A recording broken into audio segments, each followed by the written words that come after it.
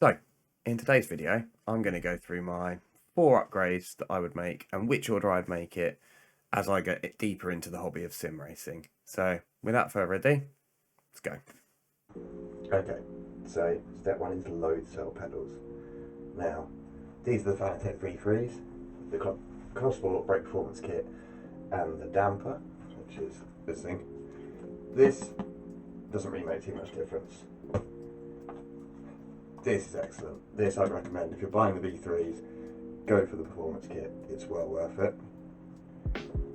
And then the main reason for these or any other load cells, these are actually being replaced or been replaced on my rig by some SimForges. The biggest thing with them is the load cell. Now the load cell brake, rather than use a potentiometer or a hall sensor like the throttle and the clutch do, where it measures the distance of travel, this measures the pressure. So in this section here, right at the back, is a load cell. What that does is as you push pressure onto it, that registers how much pressure is, it converts it into a digital signal and sends it to the computer to know how much you're braking.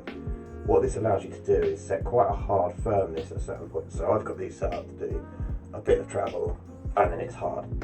So that bit of travel takes me up to sort of threshold point, I suppose, and then you modulate.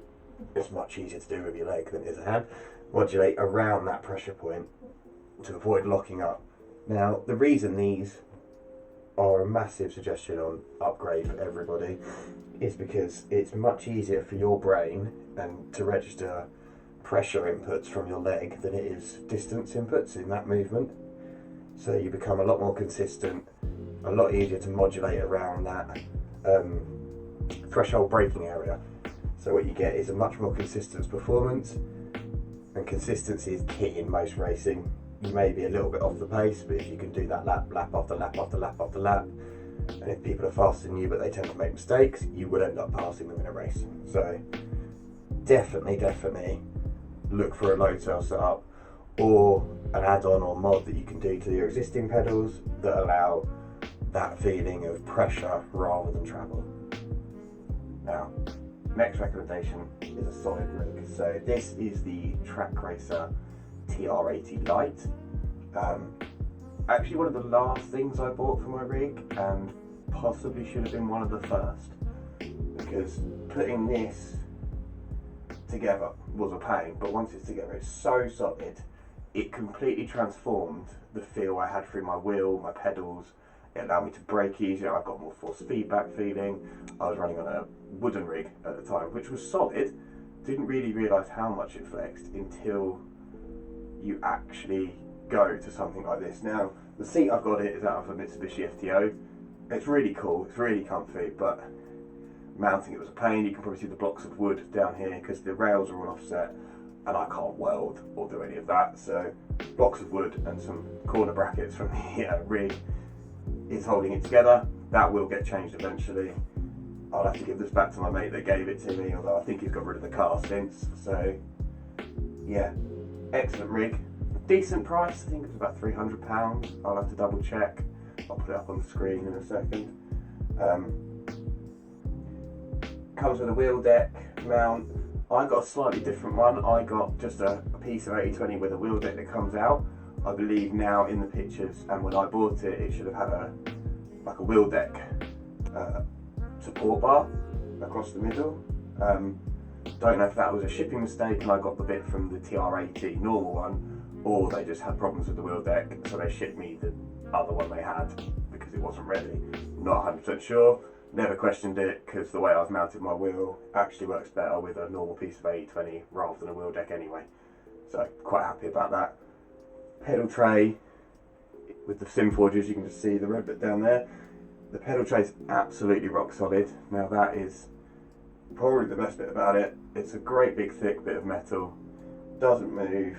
You can walk on it when the pedals aren't on it. It doesn't bend, flex, anything. And for that alone, it was well worth it because you just get that rock solid braking feeling when you put your foot down. Hi guys, quick interruption. If you're liking this list so far, please shout out in the comments what you think you would upgrade first, you would upgrade last, and if you can, give us a like and a subscribe. It really helps the channel. I'd most appreciate it. Thank you.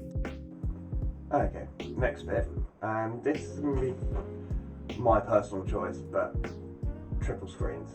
Now, some people go for ultra wide, some people love VR. I have got a VR headset, I do use it occasionally, but for me, triple screens is the best compromise between that immersion and comfort.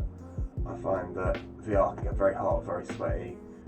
I itch a lot anyway, and that makes me really itchy, which is really annoying in the middle of a stint when your nose itches. You've got to try and take the thing off and itch it quickly while you're going down the straight. Not easy. So I don't know if the camera shows it up, but you can see what it gives you is so much more vision around the side. It just makes it so much easier. When you're neck and neck with a car, you can see that they're there.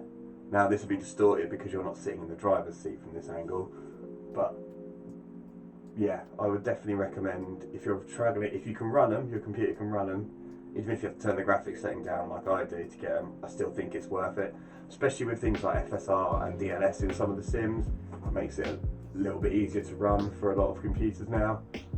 Definitely worth trying. These aren't expensive, these are 23-inch, 60Hz, 1080p panels. I picked them up for £30 each off eBay, and I've got a couple of generic monitor clamp mounts, and there's a plank of wood clamped on my desk that runs behind the rig. So it's nothing fancy, but definitely a well worth it upgrade for when you're in that real pack battling. Okay, next on the list, direct drive wheel. Now, these are becoming a lot more affordable. This one is a Simplicity 7 Newton meter. I picked it up second hand. I think it was 350 quid, and it came with this GT rim, and the quick releases are £15 eBay jobbies, and they're brilliant. And if they wear out, you can just buy another one. I've got a couple of them, one on my round wheel as well. Now, you don't need this to be fast. This is a pure enjoyment thing for me. The speed which they can react and the force they can put out. It's only, like I say, 7 Newton meters, nothing too strong. Plenty strong enough for what I need it for. Again, a bit of an older model. You use a tiny little servo motor, and there's a control box over the back. The software is pretty simple. A few sliders for gain and detail and smoothing and stuff like that, which is all you really need, to be honest. And then I've just got a little extension on the shaft. It's got a very short shaft on this. And yeah, and then obviously the quick release. Again, it's definitely an immersion thing. It did make me more consistent. I'm not gonna lie, I could catch slides a lot easier on this than I did on either my Thrustmaster or my Fanatec CSL Elite. Cracking wheel that was. I think I actually sold that for pretty much what I paid for this, so can't complain too much on that one. Yeah, again, it's a bit of a indulgent upgrade, but one that I would say once you've made the other ones, things like this start to make sense. There we have it, guys. That's my list of my 4 upgrades that I made to my rig. Not necessarily in the order I made them, but the order I would make them now, going back over it again. Hope you enjoyed it. I'll see you next time.